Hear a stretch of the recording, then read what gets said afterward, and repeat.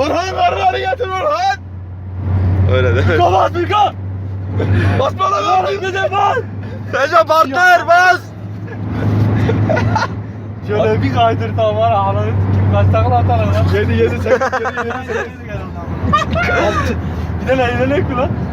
Oğlum Allah aşkına. Gene deneyin lan tramvay durağına girebilecek mi lan? Lan beni çok seviyor. Tramvay durağından şöyle arabanın üstüne. Ben böyle yapıyorum. Oğlum daha durun bok yemeyin. Bok yemem oturun oğlum. Ah yarra yedik gözlüğü de attık yine. Orhan.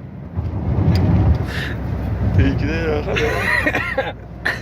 Neyleyim sevgililer günü. Kral! Sevgili Kral. Kral. Gel. Kral. Anlatmaya hiç gerek yok. Kral. Ne demek istiyorsun? Ben sana diyeyim kral. Evet görüyorsunuz anlatmaya hiç gerek yok. Anlatmaya Başkan, gerek yok. ne demek Arabamız istiyorsun? Peugeot Partner. Anlatmaya hiç gerek yok. Görüyorsunuz. Bak çek orayı. Görüyorsunuz. Arabamız Peugeot Partner. Anlatmaya hiç gerek yok. Trafik Gerek şarıl. yok. Trafik şarıl Bak, abi. Anlatmaya hiç gerek yok. Görüyorsunuz. İple bak Mükemmel. ipliği devirdik şu an. Ona geldi. Tekrar sıfıra geldi görüyorsunuz.